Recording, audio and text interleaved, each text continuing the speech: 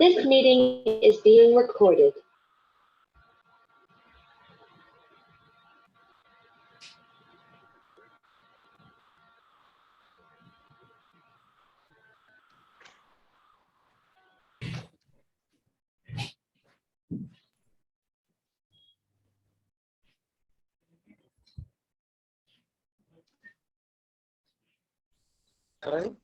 नीरजजीत सिंघल जी, आपका बहुत बहुत स्वागत है। सभी साथियों का, हमारे भाइयों का स्वागत है। आज का जो टॉपिक है वो हमारा बहुत जाना माना और रोज का निश्चित परिचित टॉपिक है कि किस तरह से हम TDS tax deduction at source और TCS tax collection of tax at source दोनों के जो प्रोविजंस हैं, कई बार मिक्सिंग भी हो जाते हैं। कई बार हम लोग समझते हैं कि टीसीएस काटना है कि जमा कराना है, कभी हम कुछ सोचते हैं एज व्यापारी। लेकिन डेफिनेटली आज काफी अच्छी असिस्टेंस है हमें चार्टर्ड अकाउंटेंट से और प्रोफेशनल से हमें असिस्टेंस है। और आज इसी संदर्भ में इन इश्यूज को सॉल्व करने के लिए अपने माइंड में और इनकी प्रक्रिया को सही तरीके से समझने के लिए हमने आज एक बहुत सीनियर चार्टर्ड अकाउंटेंट सीए आलोक बंसल जी से रिक्वेस्ट करी कि वो हमारा इसमें मार्गदर्शन करें। और वो 2 डिकेड से ज्यादा समय से प्रैक्टिस कर रहे हैं कानपुर जैसे बड़े इंडस्ट्रियल टाउन में। और उन्होंने कई तरह के सर्टिफिकेट कोर्सेज जैसे forensic accounting and fraud detection पर, इन्होंने रजिस्टर्ड वैल्यूअर के कोर्सेज पर और इंडिपेंडेंट डायरेक्टर का। ये बड़े महत्वपूर्ण विषय हैं आज की डेट में, कॉर्पोरेट लॉ में भी और अदरवाइज ऑल्सो। इन अगर हमें ट्रांसपेरेंसी और अपनी क्रेडिबिलिटी अपने ऑर्गेनाइजेशंस की बढ़ानी है तो इसमें भी उनका बड़ा इंपॉर्टेंट रोल है इन चीजों का। तो with this background, with having special expertise in income tax and provision relating to income tax and valuation of share startup वगैरह में और चीजों में इनका बैंक्रप्सी जो कोड बना है अब उसमें हर चीज में इनकी एक दखल है, बहुत प्रोमिनेंट दखल है। तो मैं उनको इनवाइट करने से पहले मैं आज की जो अध्यक्ष हैं हमारे नीरज सिंघल साहब से रिक्वेस्ट करूंगा कि वो सबका वेलकम करें प्लीज। नीरज जी। धन्यवाद दिनेश भाई। सर्वप्रथम हमारे चार्टर्ड अकाउंटेंट आलोक बंसल जी, केंद्रीय कार्यकारिणी के हमारे जितने भी पदाधिकारी हैं, central office bearer, chapter office bearer और नो डाउट हमारे जितने भी मेंबर्स हैं, और मैं देख रहा हूँ कई सारे मेंबर्स ऑर्गेनाइजेशन से जो पार्टिसिपेंट्स हैं, उन सभी को मेरा अभिनंदन और आप सभी का मैं स्वागत करता हूँ। दोस्तों, कहीं ना कहीं एक चीज ये देखने में आई है कि कई बार कुछ छोटी सी जानकारी के अभाव में, उस अज्ञानता के कारण हमारे को बहुत बड़े नुकसान उठाने पड़ते हैं। ये दिनेश जी का एक अच्छा प्रयास है कि हमारे बीच में आलोक बंसल जी जो एक लीडिंग चार्टर्ड अकाउंटेंट है, उनको बुलाकर हमें टीसीएस और टीडीएस के विषय पर जो विशेष जानकारी हमें मिलने का सौभाग्य मिल रहा है। दिनेश भाई, आवाज आ रही है?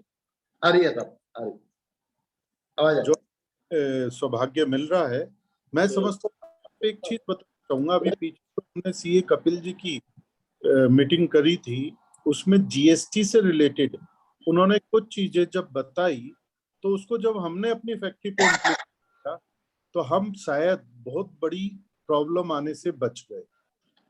यही टीडीएस और टीसीएस के केस में भी है। तो मैं ज्यादा समय ना लेते हुए एक बार आप सभी का स्वागत करता हूं और अपने आलोक बंसल जी से निवेदन करता हूं कि वो आगे प्रोसीड करें। Thank you so much. So nice of you Neeraj ji.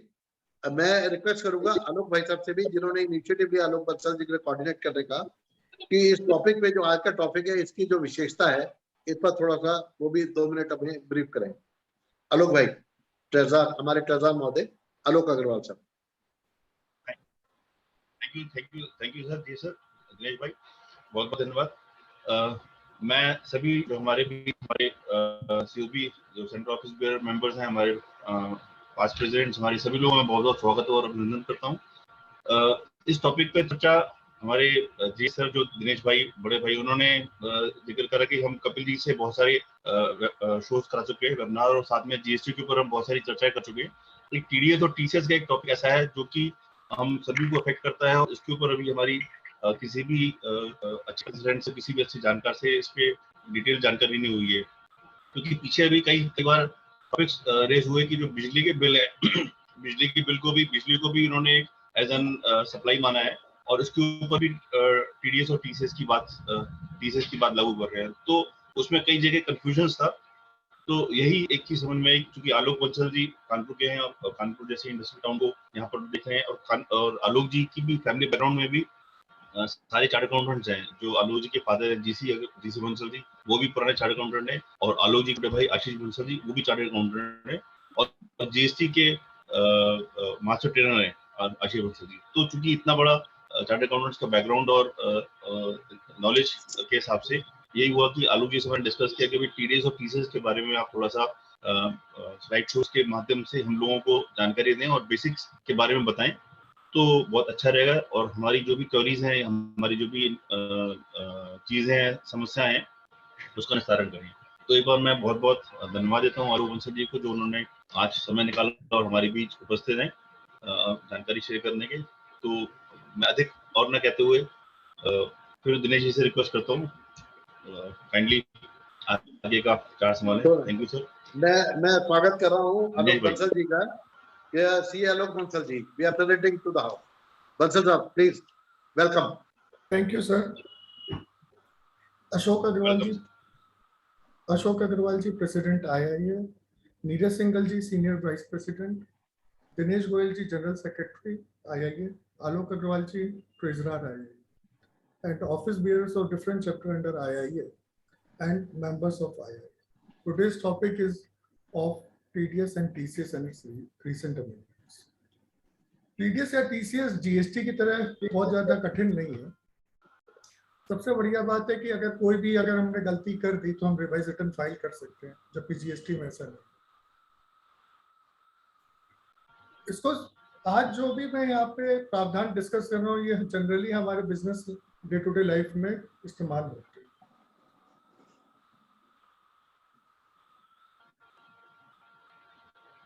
Sir PPT share करने का राइट्स नहीं दिया सर, अलाउ है, आप शेयर कर सकते हैं।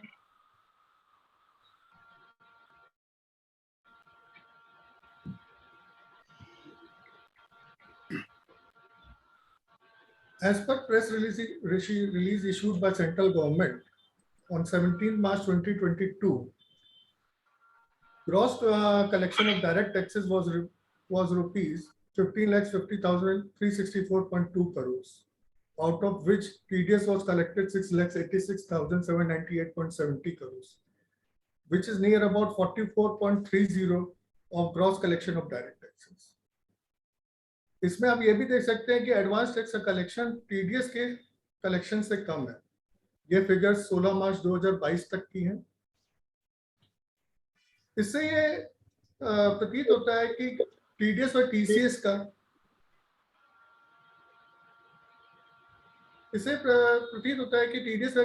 का एक महत्वपूर्ण योगदान है डायरेक्ट टैक्स के कलेक्शन में। TDS और TCS के sections companies form, proprietorship form run by individual and HUF। Companies के और फर्म के केस में कोई भी टर्नओवर का क्राइटेरिया नहीं है। भले कंपनी का टर्नओवर 0 हो तो भी TDS और TCS के प्रावधान उस पर लागू होंगे, जबकि प्रोप्राइटरशिप फर्म जो कि इंडिविजुअल या HUF द्वारा रन की जाती हैं, उसमें टर्नओवर का क्राइटेरिया दिया गया है। बिजनेस के केस में अगर पिछले वित्तीय वर्ष में अगर आपका टर्नओवर 1 करोड़ से ज्यादा है तो ये TDS और TCS के प्रावधान लागू होंगे। बिजनेस के केस में यही टर्नओवर की लिमिट 50 लाख। इससे पहले 1/4/2020 से पहले TDS और TCS के प्रावधान प्रोप्राइटरशिप फर्म पे तभी लागू होते थे अगर उनका ऑडिट 44AB में किया जाता। लेकिन 1/4/20 के बाद से गवर्नमेंट ने सेक्शन में चेंज कर दिया और उन्होंने टर्नओवर का क्राइटेरिया इसमें इंट्रोड्यूस कर दिया। प्रोप्राइटरशिप फर्म के केस में ये टर्नओवर का क्राइटेरिया इन 3 सेक्शनों में एप्लीकेबल नहीं होता। TDS ऑन सैलरी के केस में TDS का प्रावधान सभी कंडीशनों में एप्लीकेबल होता है, भले ही उसका टर्नओवर 1 करोड़ से ज्यादा हो या कम हो। इसी तरह अगर कोई टेनेंट अपने लैंडलॉर्ड को 50,000 पर मंथ से ऊपर का रेंट का पेमेंट कर रहा है तो उसे लैंडलॉर्ड का 5% का टीडीएस काटना होगा, भले ही उसका टर्नओवर 1 करोड़ से नीचे हो। इसी तरह अगर कोई प्रोप्राइटरशिप फर्म किसी contractual work, commission, professional work के लिए 50 लाख से ऊपर का पेमेंट करता है तो उसको टीडीएस का eight the rate of 5% deduct करना होगा, भले ही उसका टर्नओवर 1 करोड़ से नीचे हो। ये दोनों ही सेक्शन, रेंट और payment in excess of 50 lakh वाला, दोनों ही सेक्शंस भले ही आप बिजनेस कर रहे हैं या नहीं कर रहे हैं तभी एप्लीकेबल होगा। यानी कि अगर आप पर्सनल यूज के लिए भी अगर पेमेंट कर रहे हैं तो इन दोनों सेक्शनों में टीडीएस के कटौती करने का प्रावधान है। इन दोनों ही सेक्शन के लिए कोई भी 10 नंबर लेने की कोई भी रिक्वायरमेंट नहीं है।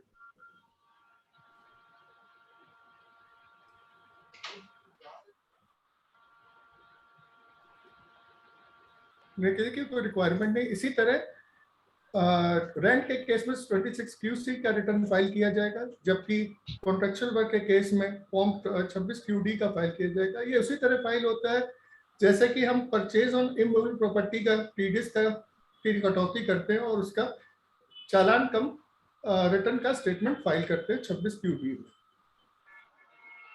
1/4/22 से कुछ सेक्शनों में गवर्नमेंट ने चेंजेस कर दिए। जैसा कि हम जानते हैं अगर परचेज करते हैं अपन इमूवेबल प्रॉपर्टी में तो 1/4/22 से पहले हम उसमें ये चेक किया करते थे कि परचेज वैल्यू अगर 50 लाख से ऊपर होती थी तो हम टीडीएस ऑन इमूवेबल प्रॉपर्टी पर काटते थे। लेकिन 1/4/22 के बाद से इस सेक्शन में चेंज कर दिया गया। अब भले ही परचेज वैल्यू या स्टैम्प ड्यूटी वैल्यू 50 लाख से कम है तभी टीडीएस ना काटने की रिक्वायरमेंट आती है। इसका मतलब अगर 50 लाख से ऊपर का परचेज वैल्यू या स्टैम्प ड्यूटी वैल्यू है तो टीडीएस काटने का प्रावधान होता है। और टीडीएस काटने में प्रावधान में भी एक चेंज कर दिया है under section 144IA, 1% of the consideration और stamp duty value whichever is higher. इस सेक्शन के लिए भी 10 नंबर की कोई भी रिक्वायरमेंट नहीं है और फॉर्म 26 QB फाइल होगा जो भी चालान कम स्टेटमेंट रिटर्न है। उदाहरण के लिए अगर आप एक लैंड परचेज कर रहे हैं जिसकी वैल्यू 48 लाख है और स्टैम्प ड्यूटी वैल्यू 51 लाख है, 51 लाख है तो TDS will be deducted on ₹51 lakh. इसी तरह अगर परचेज वैल्यू 52 लाख है और स्टैम्प ड्यूटी वैल्यू 51 लाख है तो टीडीएस काटने की रिक्वायरमेंट 52 लाख पर आएगी, यानी कि 52 लाख पर 1% का टीडीएस की कटौती की जाएगी।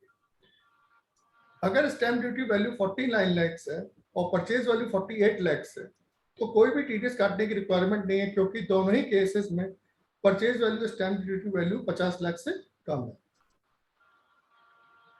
इसी को आगे बढ़ाते हुए गवर्नमेंट ने एक और सेक्शन में अमेंडमेंट किया। जैसा कि हम जानते हैं अगर किसी व्यक्ति का हमने 50,000 से ऊपर का टीडीएस की कटौती पिछले वित्तीय वर्ष में करी है तो हमको करंट फाइनेंशियल ईयर में टीडीएस काटते समय उसके पिछले 2 साल की ITR का चेक करनी होती कि उसने रिटर्न फाइल करी है। लेकिन 1/4/22 से ये 2 साल घटा के 1 साल कर दिया गया है। उदाहरण के लिए अगर A का फाइनेंशियल ईयर 21-22 में अगर हमने 50,001 रुपए का टीडीएस काटा है लेकिन उसने अपनी रिटर्न 31 जुलाई तक फाइल नहीं करी है। 31 जुलाई मतलब इंडिविजुअल केस की रिटर्न की ITR फाइलिंग डेट 31 जुलाई है, ऑडिट के केस में 38 सितंबर है और कंपनी के केस में 31 अक्टूबर है। अगर उसने रिटर्न 31 जुलाई तक नहीं फाइल करी है तो हम उसका TDS twice the applicable rate और 5% व्हिचएवर इज हायर के अनुसार कटाएंगे। अगर ए एक कॉन्ट्रैक्टर है और कॉन्ट्रैक्टर में हम जानते हैं कि टीडीएस 1% की काटने का प्रावधान है तो twice the applicable rate means 2% और 5% व्हिचएवर इज हायर। इस केस में 5% का टीडीएस काटना होगा। अगर ए एक कमीशन एजेंट है तो हम जानते हैं कि कमीशन में टीडीएस की रेट 5% है तो एप्लीकेबल रेट मींस 10% हो जाएगा।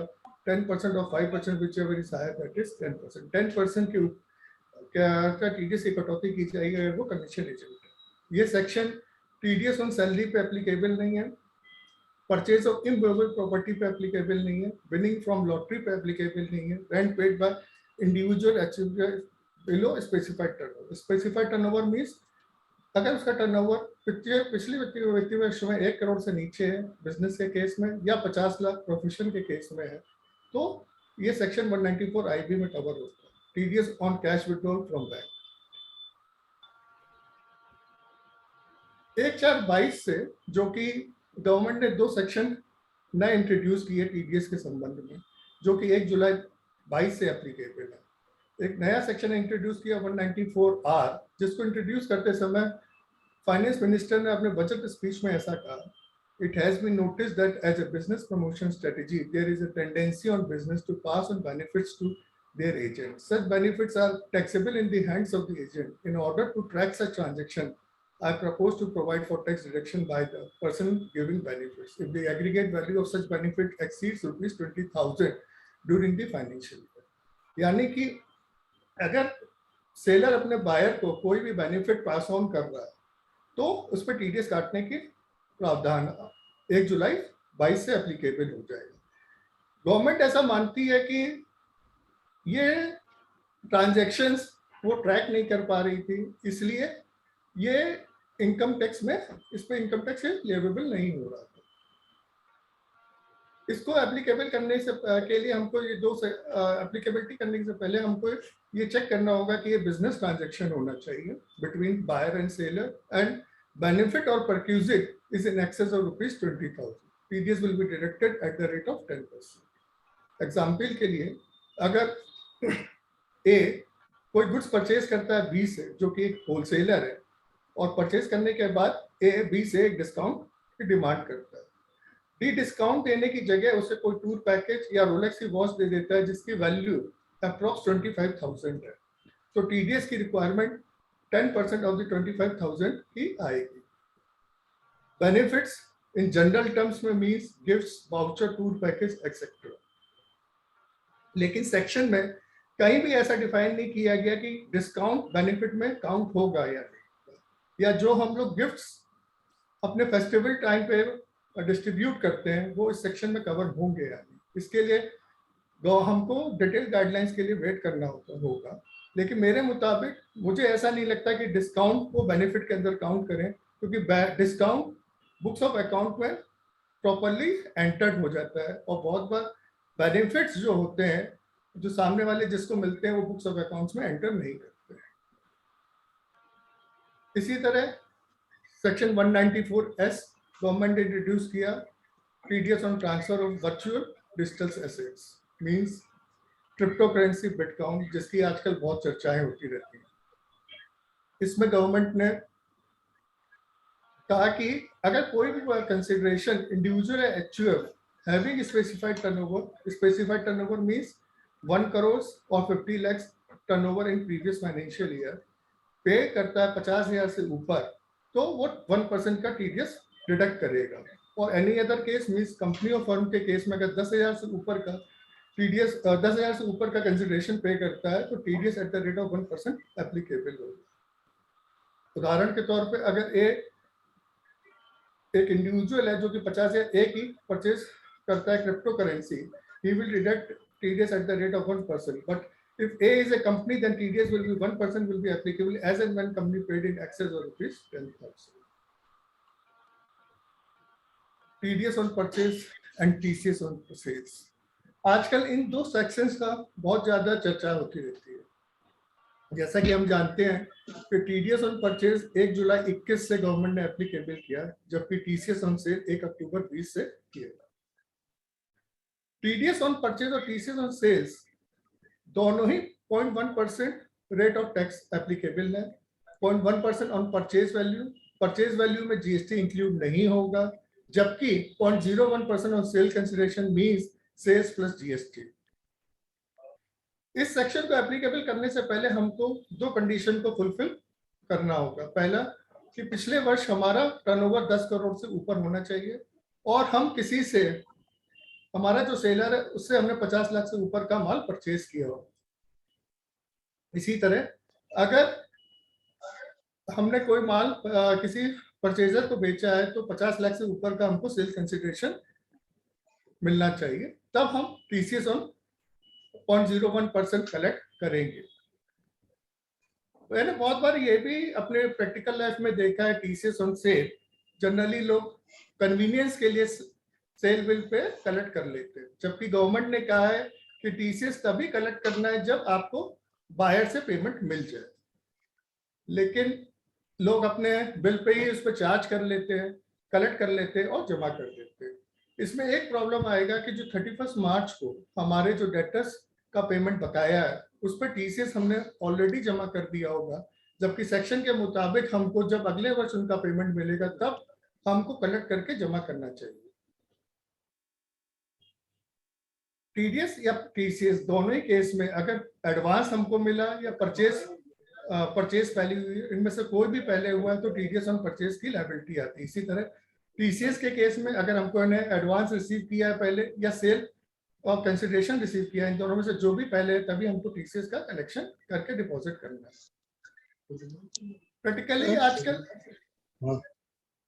प्रैक्टिकली आजकल हमको ये भी प्रॉब्लम फेस कर रहे हैं कि किसी व्यक्ति ने टीसीएस ऑन सेल कलेक्ट कर लिया और हमको हमारे ऊपर टीडीएस ऑन परचेज की लायबिलिटी है, तो इन केसेस में हमें क्या करना है कि हमको टीडीएस भी कलेक्ट करना है, टीडीएस ऑन परचेज भी डिडक्ट करना है, और जबकि उसने टीसीएस ऑन सेल्स कलेक्ट कर लिया है। इसके संदर्भ में गवर्नमेंट ऑफ इंडिया ने एक सर्कुलर 13/2021 इश्यू किया 30 जून 21 को।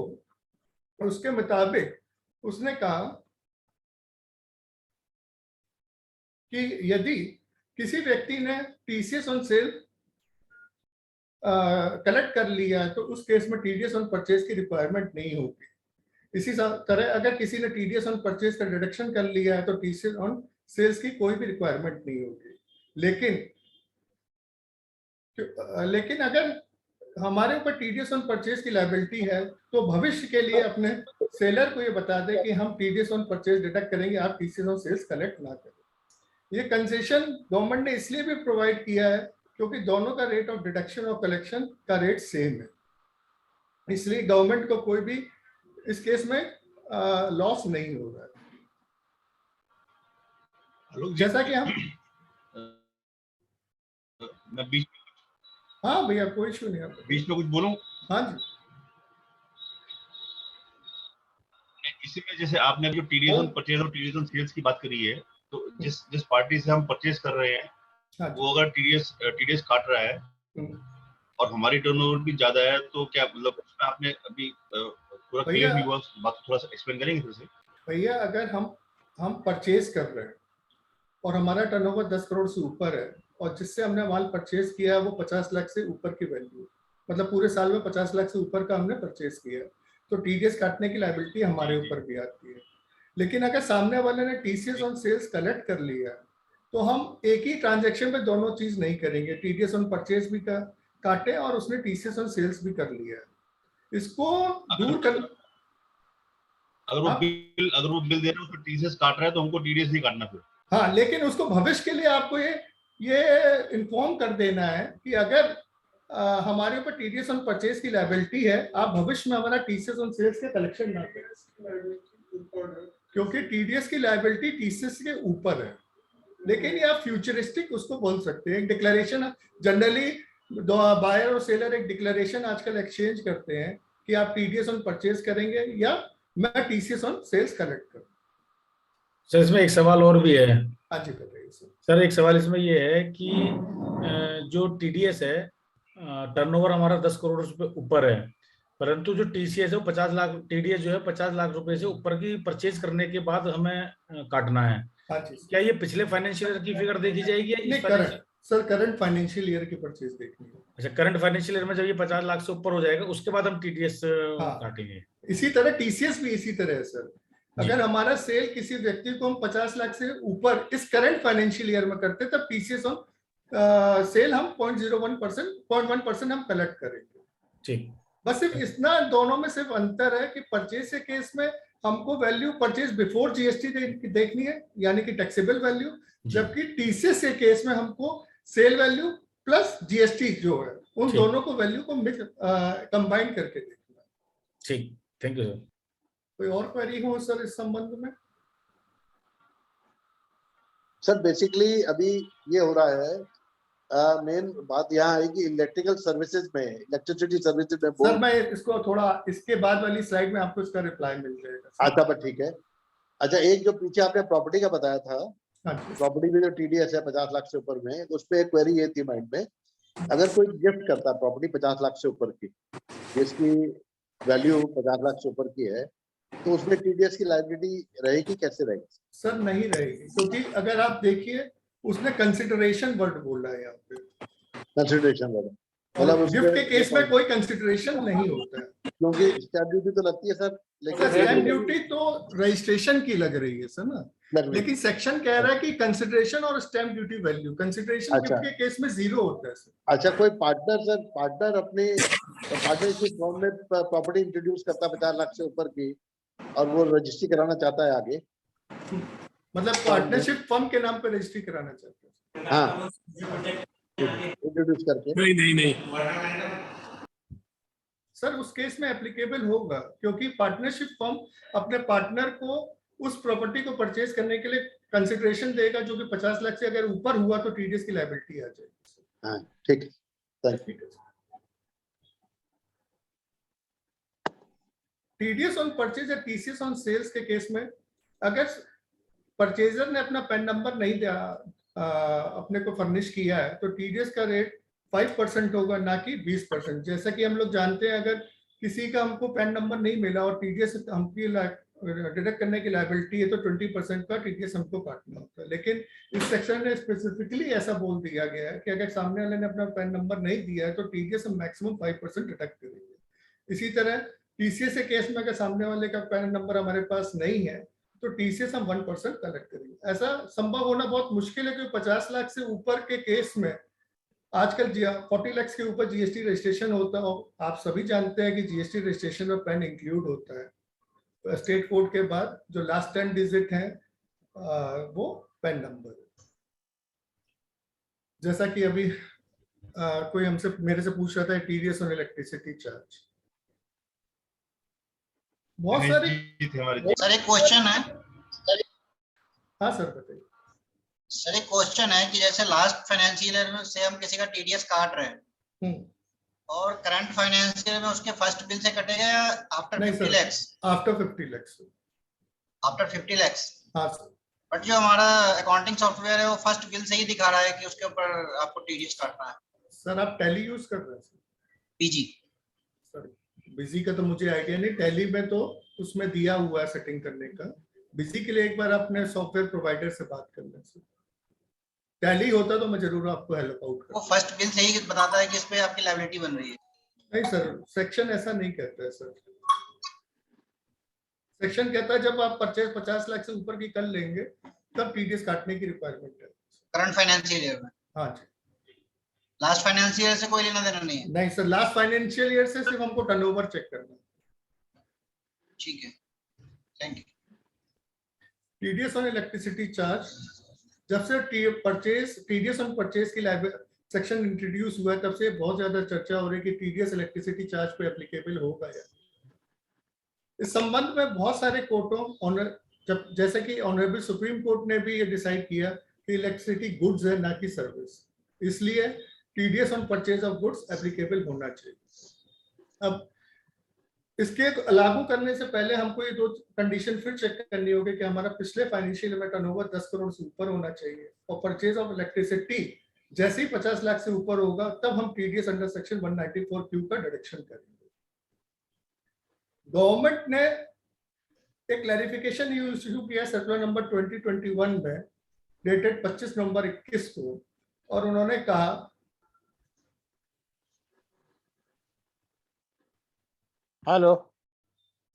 उन्होंने कहा कि अगर कोई भी डिपार्टमेंट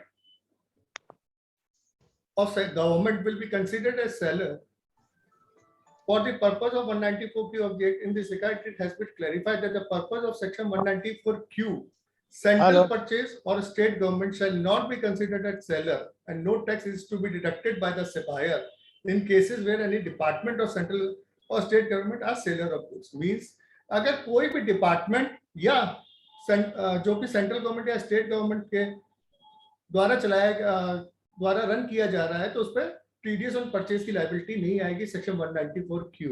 यहाँ पे कहीं पर भी उसने पीएसयू या कॉर्पोरेशन को अमेंड नहीं किया। ये इसलिए भी है कि हम लोग जानते हैं कि डिपार्टमेंट के केस में डिपार्टमेंट कोई भी पैन नंबर नहीं लेता, यानी कि वो बिजनेस एक्टिविटी नहीं कर रहा होता। इसी को देखते हुए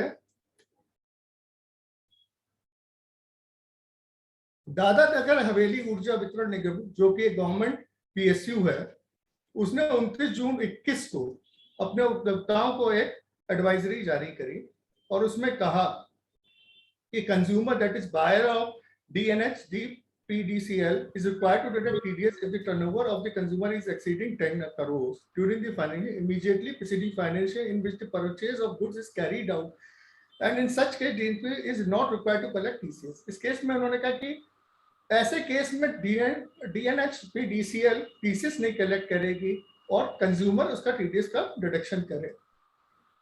इससे ये सिद्ध होता है कि जो पीएसयू कंपनीज हैं या कॉरपोरेशन है, वो इस चीज के लिए तैयार है कि इलेक्ट्रिसिटी पे टीडीएस की डिडक्शन किया जाए।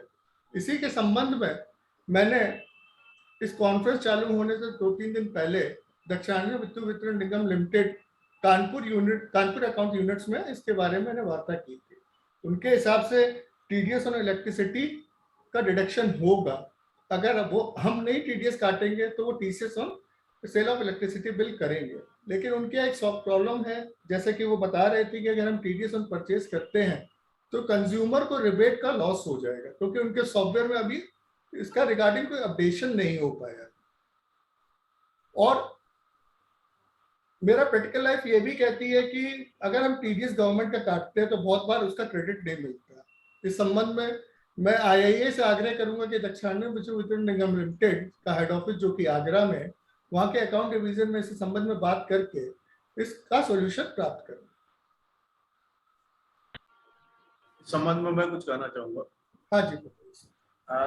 दक्षिणांचल विद्युत में जो कि रनिया क्षेत्र में सप्लाई कर रही है, वहां के कुछ उपभोक्ता टीडीएस काट कर पेमेंट कर रहे हैं, लेकिन कानपुर में जो कानपुर इलेक्ट्रिक सप्लाई कंपनी है वो इस चीज को मानने के लिए तैयार है।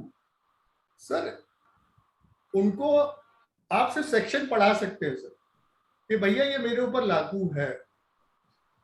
और सबसे बड़ा प्रॉब्लम ये है कि अगर उन्होंने टीसीएस कलेक्ट नहीं किया तो section 40A of the income tax act ये कहता है कि अगर जिस पे टीडीएस काटने की रिक्वायरमेंट और आपने टीडीएस नहीं काटा है तो उसका 30% ऑफ द एक्सपेंडिचर डिसअलाउ हो जाएगा।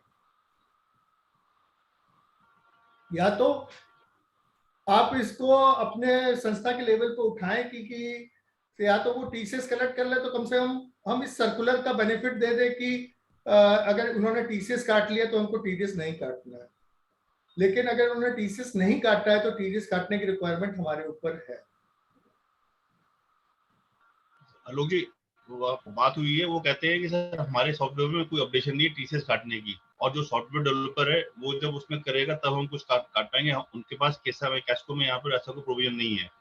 तो ये बात बिल्कुल सही है कि अगर वो टीसीएस काट लें तो हमारे के ऊपर जो लायबिलिटी आती है टीडीएस काटने की, उससे हम बच जाएंगे। भैया उसमें थोड़ी बचत है, लेकिन कहीं हम ये नहीं कह सकते कि हमारी टीडीएस काटने की लायबिलिटी नहीं। इन फ्यूचर केस तो हमारे ऊपर वो लायबिलिटी आएगी सर। जबकि दक्षिणांचल विद्युत वितरण निगम का जो अकाउंट ऑफिसर जो कानपुर में है, जो इनका ऑफिस आप लोग सभी जानते हैं गोविंद नगर में है, वो इस चीज के लिए एग्री है और उसके संबंध में उनके पास इसके रिगार्डिंग सर्कुलर हेड ऑफिस से आ रहा है कि आप टीसीएस और सेल ऑफ इलेक्ट्रिसिटी बिल लागू करें या टीडीएस और purchase of electricity bill consumer deduct करें। आप ये देख सकते हैं ना भैया, अगर आप ये भी गवर्नमेंट की पीएसयू है। आलोक जी। हाँ सर। नहीं आलोक जी, मैं इसके लिए अगर ये यूपीपीसीएल के मेंबर फाइनेंस से बात की जाए कि ऐसे, चूंकि ये तो गवर्नमेंट की एक मैंडेटरी रिक्वायरमेंट है, इसके लिए जितने भी इनके पावर कॉर्पोरेशंस हैं सबको ये वहाँ पे ये सर्कुलर जारी कर दें, और वो अगर इनका कोई सॉफ्टवेयर उसमें अमेंड कर लें, क्योंकि नहीं तो दिक्कत है फिर उसकी। सर आप बिल्कुल सही बोल रहे हैं। यूपीपीसीएल के अंडर में ही दक्षिणांचल विद्युत निगम और उधर के केसेस में नहीं, तो मेंबर फाइनेंस से बात करनी पड़ेगी। इस मामले को हेड ऑफिस का तो वो करना पड़ेगा सर। हाँ, ये आलोक, मैं अपने आलोक जी से कह रहा हूँ। अच्छा सर, आलोक जी, आलोक अग्रवाल जी, इसमें ना आइए कि एक मीटिंग कीजिए मेंबर फाइनेंस के साथ में, यूपीपीसीएल के, जी सर, क्योंकि ये तो सेंट्रल लेवल का इशू है, ये तो भेजना ही चाहिए इसको। बिल्कुल सेंट्रलाइज लेवल पे सभी सोचे, क्योंकि सारे जितने भी दक्षांश, जितने भी इसमें यूनिट्स हैं, सारे इसमें आ जाएंगे यूपीपीसीबी में। बिल्कुल, उसी से बात जी, अनिल गुप्ता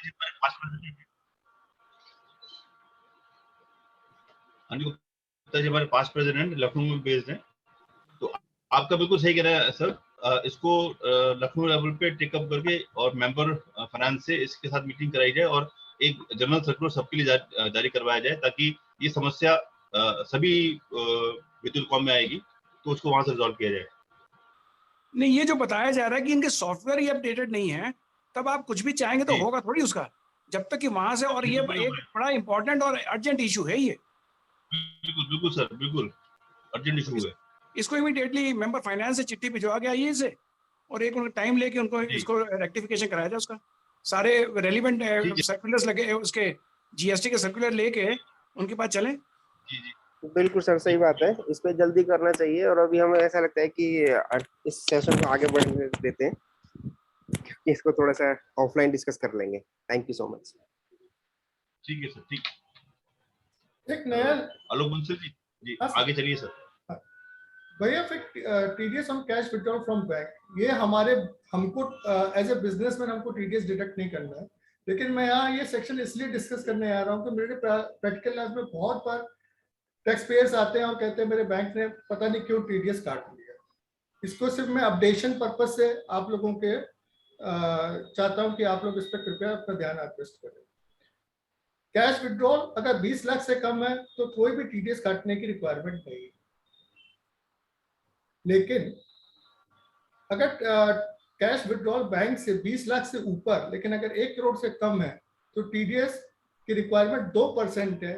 लेकिन ये तब लागू होता है कि अगर जिसका कस्टमर ने अपना 3 असेसमेंट इनका आईटीआर फाइल कर दिया और बैंक को पता नहीं होता, और इसलिए आप लोग अपना आईटीआर बैंक को डिपॉजिट करते हैं। In case cash withdrawal above 1 crore तो टीडीएस की रिक्वायरमेंट 5% है, क्योंकि उसने अपने लास्ट 3 असेसमेंट ईयर का आईटीआर नहीं फाइल किया। अगर उसने अपना आईटीआर रिटर्न फाइल किया है तो कैश विड्रॉल अबव 1 करोड़ पे होने पर ही टीडीएस 2% का बैंक डिडक्ट करेगी। लेकिन ये section commission agent, traders, authorise foreign exchange और फुल फ्लैज मनी चेंजर पे एप्लीकेबल नहीं है। अगर वो 1 करोड़ से ऊपर का कैश विड्रॉल करता और वो फार्मर कमीशन एजेंट या ट्रेडर अपने फार्मर को पेमेंट करता। फिर ये कुछ जनरल सेक्शन है जो कि हम लोग बहुत सालों से अपने बिजनेस में इन सेक्शनों में टीडीएस डिडक्ट कर रहे हैं। सैलरी, अगर कोई एम्प्लॉयर अपने एम्प्लॉय को 5 लाख से कम और एम्प्लॉय अपनी आईटीआर पुराने रिजीम जो कि जिसमें कि 87A का रिलीफ 12,500 का मिलता है और 1.5 लाख का 80C का डिडक्शन मिलता है, तो कोई भी टीडीएस काटने की रिक्वायरमेंट नहीं है। लेकिन अगर एम्प्लॉय अपनी न्यू रिजीम में रिटर्न फाइल कर रहा है और उसकी सैलरी 2.5 लाख से ऊपर का एम्प्लॉयर सैलरी पे कर रहा है तो टीडीएस काटने की रिक्वायरमेंट आएगी। और टीडीएस क्या रेट से कटना चाहिए? टीडीएस वही रेट एप्लीकेबल होगा जिस इनकम टैक्स स्लैब में एम्प्लॉय फॉल करता है। यानी कि अगर एम्प्लॉय 20% के स्लैब में है तो टीडीएस का रिटर्न टीडीएस 5 लाख से ऊपर होने पर 2 लाख सैलरी भी 5 लाख से ऊपर होने पर 20% रिडक्शन करना होगा, 5 लाख के नीचे 5% का इनकम टैक्स का डिडक्शन करना होगा। Dividend paid by company to its shareholder, 1/4/20 से पहले तक डिविडेंड शेयर होल्डर्स के हैंड में टैक्स फ्री हुआ करता था, तब तक इस सेक्शन की कोई भी रिक्वायरमेंट नहीं। लेकिन 1/4/20 से सभी हम लोग जैसा कि जानते हैं डिविडेंड अगर कंपनी अपने शेयर होल्डर को पे करती है तो टीडीएस की लायबिलिटी आती है। ये कब आएगी? अगर डिविडेंड 50,000 से ऊपर का पेमेंट हो और अदर देन कैश है तो टीडीएस 10% का डिविडेंड का टीडीएस डिडक्ट होगा। शेयर होल्डर अगर 15G/H कंपनी को प्रोवाइड कर देता है तो कोई भी टीडीएस काटने की लायबिलिटी नहीं। इसी तरह इंटरेस्ट, बैंक द्वारा अपने डिपॉजिटर को इंटरेस्ट जो दिया जाता है अगर वो 10,000 से तक देता है तो टीडीएस काटने की रिक्वायरमेंट नहीं, लेकिन अगर 10,000 से ऊपर का टीडीएस इंटरेस्ट देता है तो 10% टीडीएस काटने की रिक्वायरमेंट है। और ये 10,000 सीनियर सिटीजन के केस में 50,000 तक बैंक की टीडीएस काटने की कोई भी रिक्वायरमेंट नहीं। In any other person means company, firm, individual, HUF where turnover exceeds specified limit. Specified limit means 1 crore or 50 lakhs in turnover in previous financial year. अगर वो 5,000 से ऊपर का इंटरेस्ट पेमेंट करता है तो रेट ऑफ टीडीएस 10% उसको काटना होगा।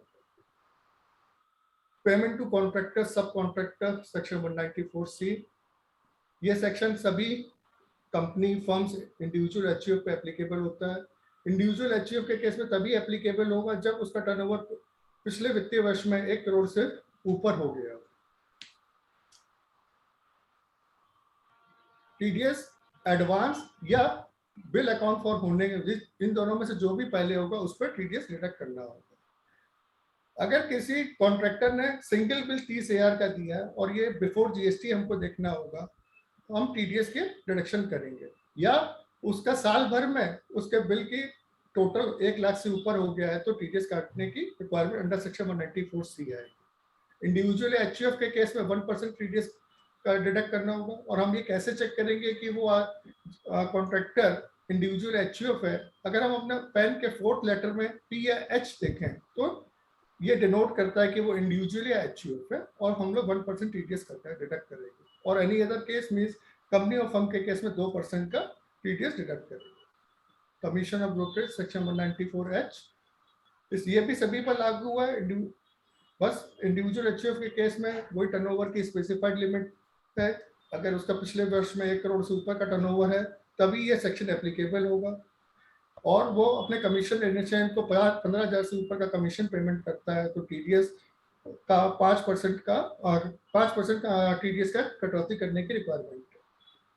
इसी तरह रेंट, ये भी any person including individual HUF where turnover exceed specified limit.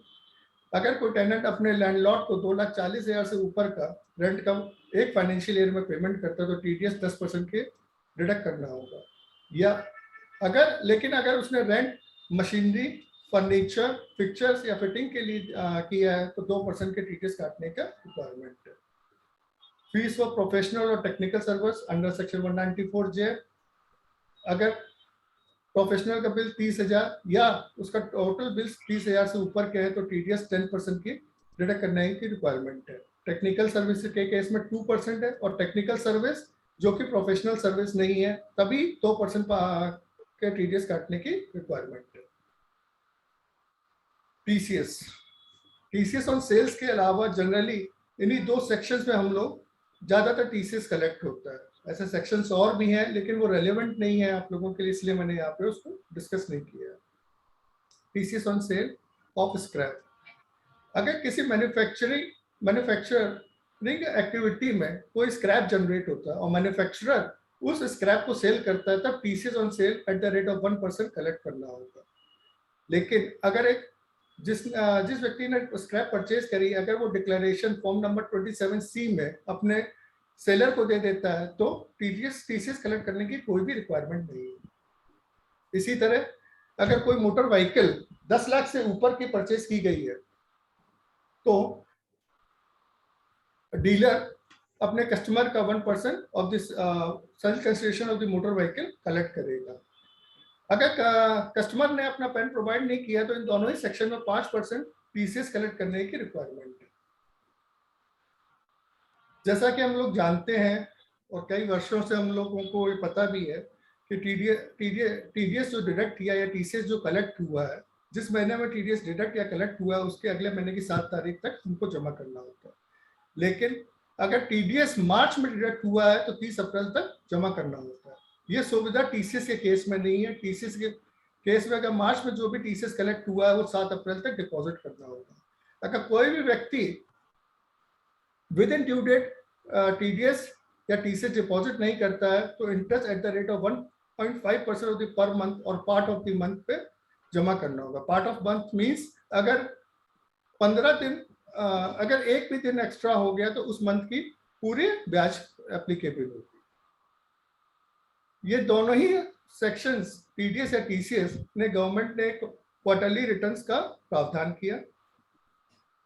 TDS के केस में 24Q जो कि सैलरी के केस में फाइल होता है, और कॉन्ट्रैक्टर या अदर सैलरी के केस में 26Q फाइल होता है। टीसीएस केस में 27AQ।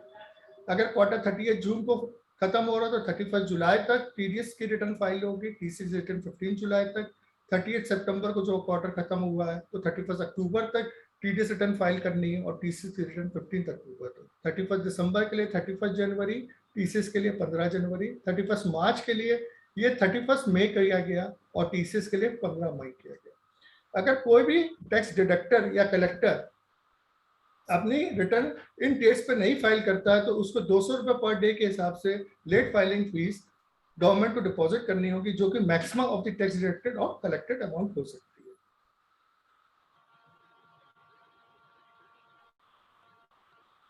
TDS consequences of TDS deducted या short deducted but not deposited, or fail to deduct or collect the TDS or TCS.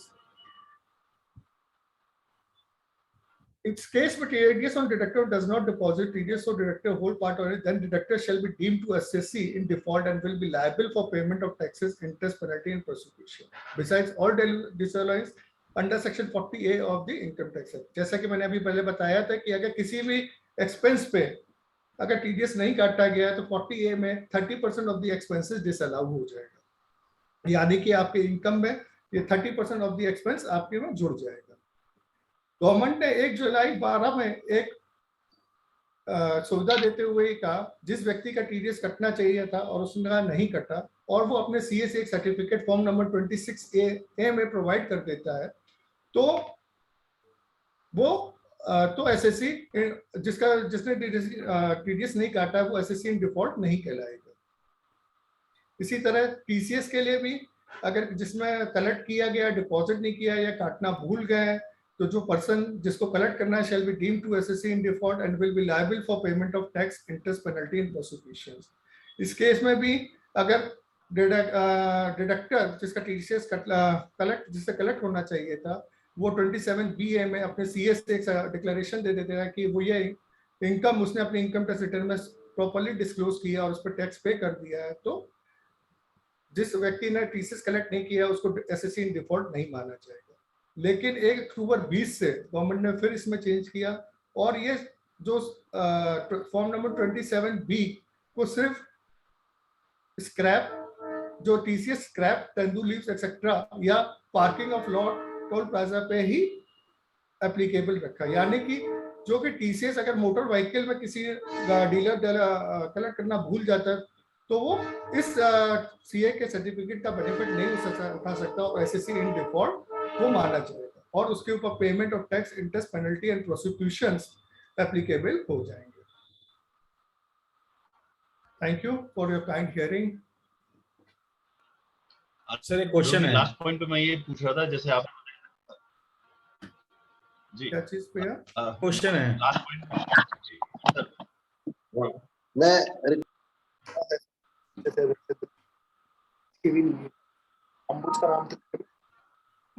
Hello Dinesh भाई साहब आपका म्यूट हो चुका है। तो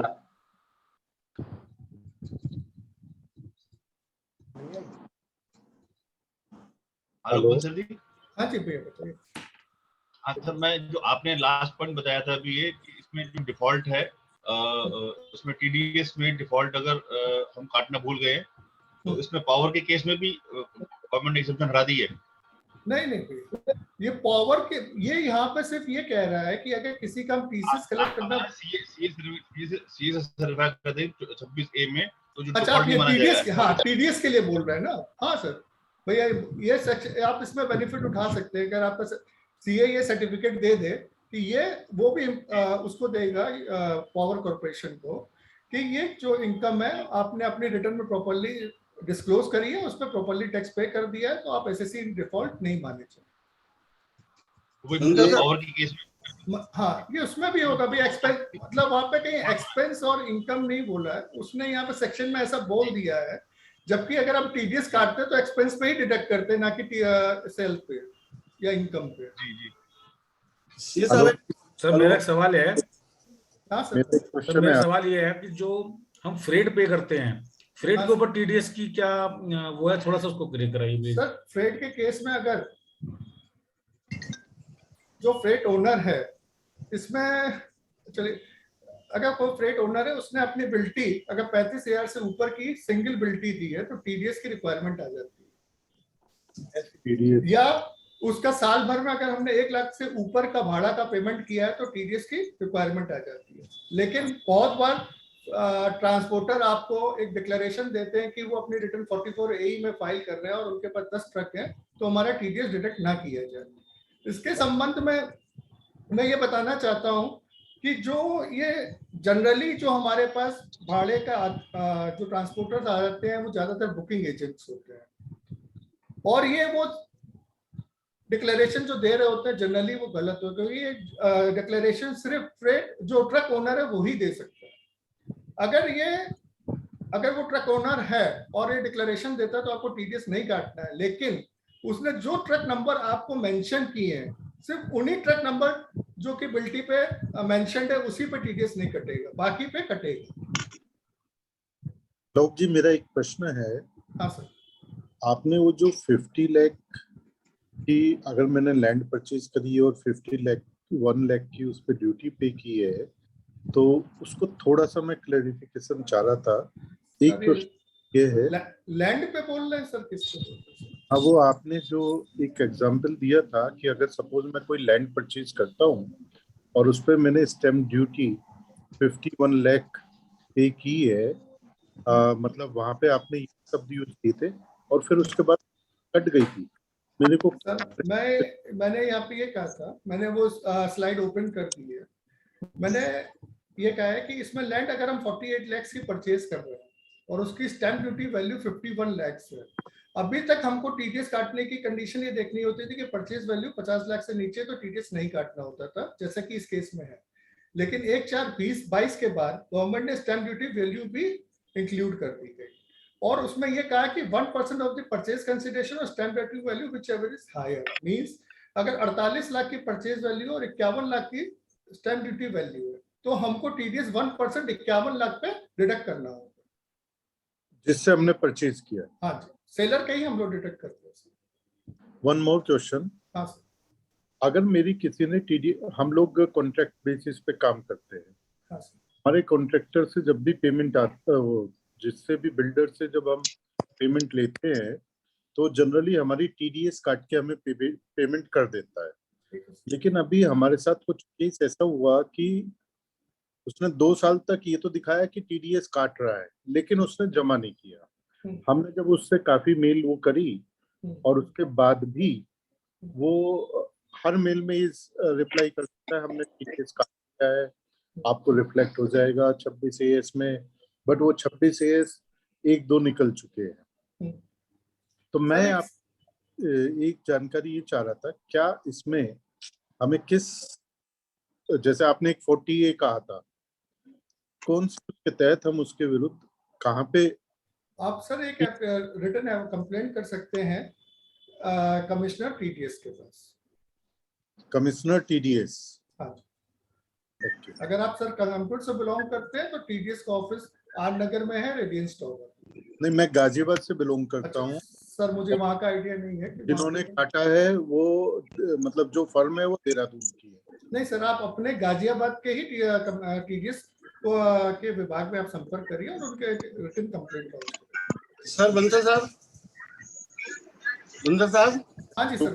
सर एक क्वेश्चन ये है कि जो आपने 1 करोड़ की टर्नओवर बताई है जिसके ऊपर हमारे पास टीडीएस एक्ट नहीं होता है, लेकिन कुछ कंडीशंस ऐसी और आगे हैं जिसमें हम 8% या टोटल रिसीप्ट का अगर हमारा इलेक्ट्रॉनिक है तो 6% देके वो कुछ एक्सटेंड हो जाता है अमाउंट, उसको जरा कुछ हो तो उसको आप क्लियर कर दीजिए। सर सेक्शन 4480 उसमें ऐसा है कि अगर हमारा टर्नओवर 2 करोड़ से नीचे है तो हम 8% ऑफ द टर्नओवर या 6% ऑफ द टर्नओवर हम अपना नेट प्रॉफिट डिक्लेयर कर सकते हैं। लेकिन गवर्नमेंट ने टीडीएस काटने की लायबिलिटी से आपको 69 नहीं किया है। वो ये कहता है कि अगर आपका टर्नओवर 1 करोड़ से ऊपर है, भले ही आप रिटर्न 44AD में फाइल कर रहे हैं तो टीडीएस तब भी आपको काटना है। तो मतलब टर्नओवर चाहे हमारी ज्यादा हो गई तो अगर हम डिक्लेरेशन प्रॉफिट कर रहे हैं फिर भी हमारी लाइबिलिटी टीडीएस की बनी रहेगी। हाँ सर।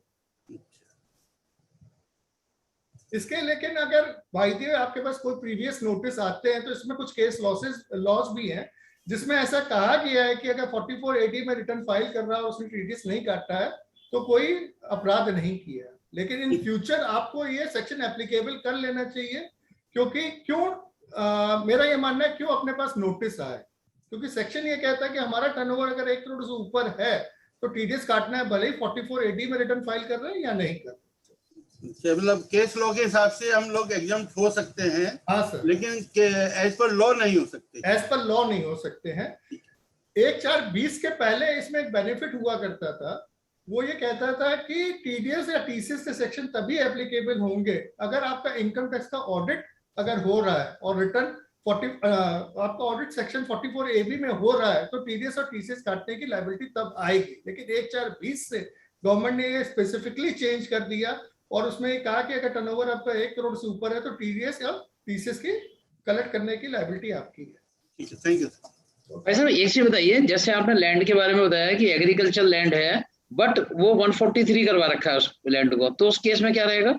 सर एग्रीकल्चर लैंड अगर 143 हो गई तो उसका एग्रीकल्चर लैंड का स्टेटस ही खत्म हो गया सर, तो उस पर लगेगा हाँ। टीडीएस। ठीक है, थैंक यू।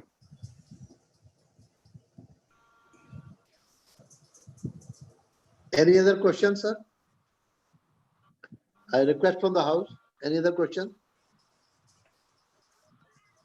नीरज जी, दिनेश जी। हाँ प्रमोद भैया प्लीज। हाँ जी नमस्कार जी, नमस्कार। मेरा एक क्वेश्चन था, ये अभी नीरज सिंघल जी ने एक क्वेश्चन पूछा था, मैं उसी संदर्भ में और आगे पूछना चाह रहा हूँ। जैसा कि भाई साहब ने कहा कि उस बारे में आप जो कमिश्नर इनकम टैक्स को या कमिश्नर टीडीएस को कंप्लेंट कर सकते हैं। हाँ सर। मेरा ये पूछना था कि क्या इसमें जो कॉन्ट्रैक्टर है जिसने पेमेंट की है उसकी लायबिलिटी नहीं बनती कि वो अपने इनकम टैक्स रिटर्न में टीडीएस रिटर्न में उसने शो किया होगा कि मैंने टीडीएस काटा है?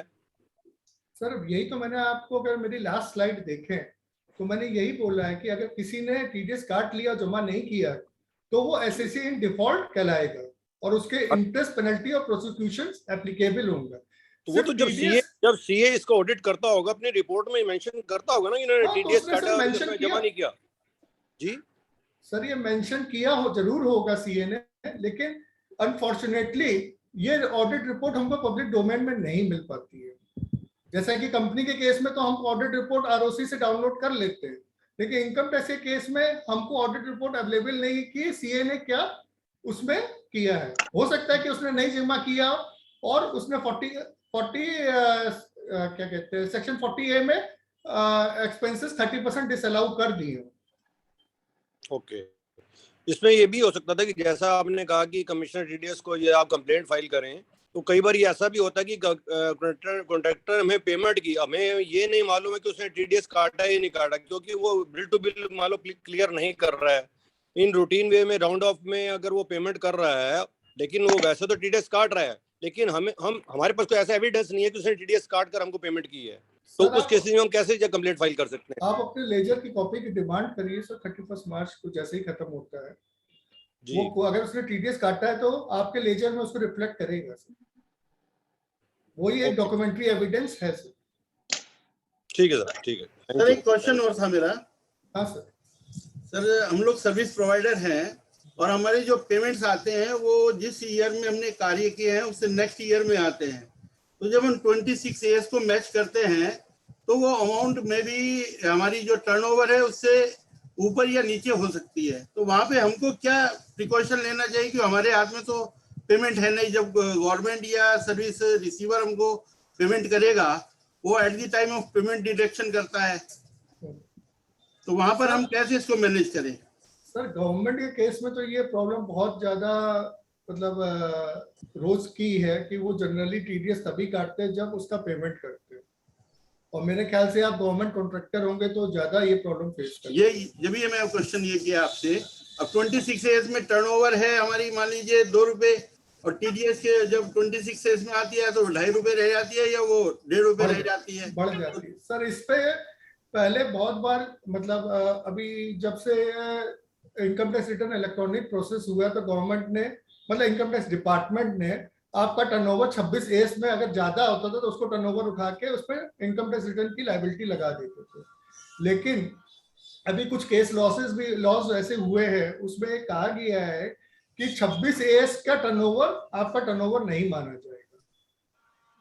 अच्छा, अब ये जब तक इलेक्ट्रॉनिक प्रोसेस में है, हम अपनी बातें उनको समझा भी नहीं सकते हैं, सब सारी चीजें फिर हम लोगों की अपील वगैरह में जाके डिसाइड होती है। ये सब अपील में डिसाइड होंगे सर, क्योंकि नीचे कहीं डिसाइड होता है। मतलब हम 154 का यदि जवाब देते हैं तो उसको कहीं रिकॉग्नाइज ही नहीं किया जाता, हमारी बात तो सुना ही नहीं जाता। बिल्कुल सही कह रहे हैं सर।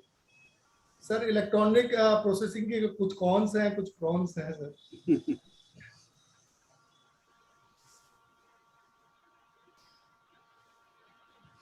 हाँ sir, any other question sir? मैं रिक्वेस्ट द हाउस की अपने क्वेश्चंस को पुट अप करें, इतना गोल्डन टाइम है, अपॉर्चुनिटी है हमारे पास। आलोक बंसल जी बहुत अच्छा रिप्लाई दे रहे हैं सभी का।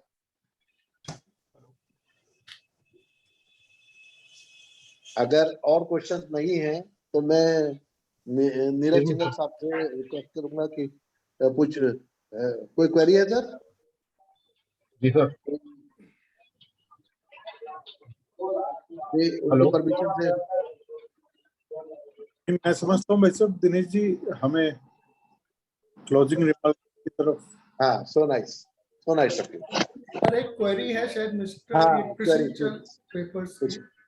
पूछिए सर। मैं ये जानना चाहूँ, ओपन एक्सेस से जो चीज परचेज कर रहे हैं उस पर टीडीएस की लायबिलिटी बनती है या नहीं बनती है? सर क्या कह रहे हैं? एक्चुअली वॉइस थोड़ा आपका वैसा आ रहा है। ओपन एक्सेस के थ्रू हम इलेक्ट्रिसिटी परचेज कर रहे हैं, 194 क्यू की लायबिलिटी बनती है या नहीं बनती? आप पोर्टल के थ्रू परचेज की बात कर रहे हैं सर? जी सर, ओपन एक्सेस। हाँ, पोर्टल के थ्रू परचेज। जी जी सर, जिस आप पोर्टल के थ्रू अगर आप कोई परचेज कर रहे हैं जी, तो आपको बिल पोर्टल का नहीं मिलता, सप्लायर का मिलता है।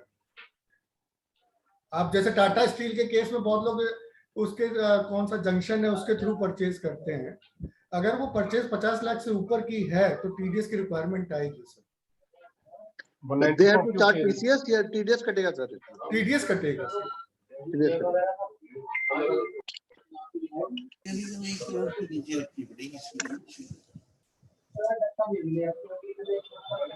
Sir, let me share my screen, please.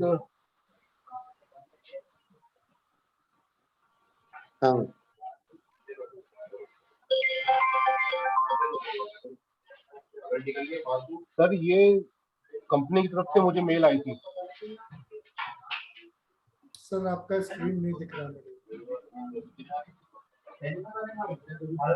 Screen sharing दीजिए उन्हें। आप ऐसा कर सकते हैं जी, आप सेपरेटली आलोक भाई साहब की वो लेके ना, आलोक अग्रवाल जी का वो लेकर उनसे डिस्कस कर सकते हैं। मेरे पास ये मेरा कॉन्टैक्ट डिटेल्स है, आप प्लीज व्हाट्सएप कर दीजिए मेरे को, मैं आपको रिप्लाई करता हूँ। Okay sir. आज बहुत अच्छा एक वेबिनार टीसीएस के प्रोविजंस के बारे में, spanning on all the activities जो हम लोग डे टू डे बिजनेस में कर रहे हैं और अदरवाइज कर रहे हैं, तो उसके बारे में जानकारियां हमें आलोक बंसल साहब से मिली। हम वैसे तो इनका बहुत कृतज्ञ हैं इस बात के लिए कि उन्होंने हम लोगों को इतना एनलाइटन किया। फिर भी हमारा और इसमें हमारे पास्ट प्रेसिडेंट्स और सीनियर मतलब वाइस प्रेसिडेंट्स और बहुत सारे प्रोमिनेंट मेंबर्स ने इतना इंटरेस्ट लिया इसको सुनने में, समझने में, एंड डाउन द लाइन अपने स्टाफ में, लोगों में इस बात को वो बताएंगे भी कि भाई इसके बेनिफिट्स वहाँ करेक्शंस करेंगे जहाँ जरूरत होगी। मैं इन्हीं शब्दों के साथ रिक्वेस्ट करूंगा आलोक अग्रवाल साहब से, जो हमारे नेशनल ट्रेजरर साहब से, कि वो वोट ऑफ थैंक्स पास करें सर। थैंक यू जी, थैंक यू। सबसे पहले तो मैं आप ही का आभार व्यक्त करता हूँ कि आपने मुझको आज ये दायित्व सौंपा कि मैं सबको आज धन्यवाद दे पाऊँ। तो आज एक बहुत अच्छा सेशन रहा और मेरे को लगता है इसमें काफी लोगों के बारे में, मतलब काफी चीजें टीडीएस और टीसीएस के बारे में लोगों को समझ में आई होंगी। तो मैं सबसे पहले तो श्री आलोक बंसल जी का बहुत बहुत धन्यवाद देता हूँ और आभार व्यक्त करता हूँ कि उन्होंने अपने व्यस्त समय से समय निकाला और आज हमारे बीच उपस्थित हुए और उन्होंने बहुत अच्छे स्लाइड शो के माध्यम से एक टीडीएस और टीसीएस के बारे में डिफरेंशिएट किया और हम लोगों को जानकारी दी।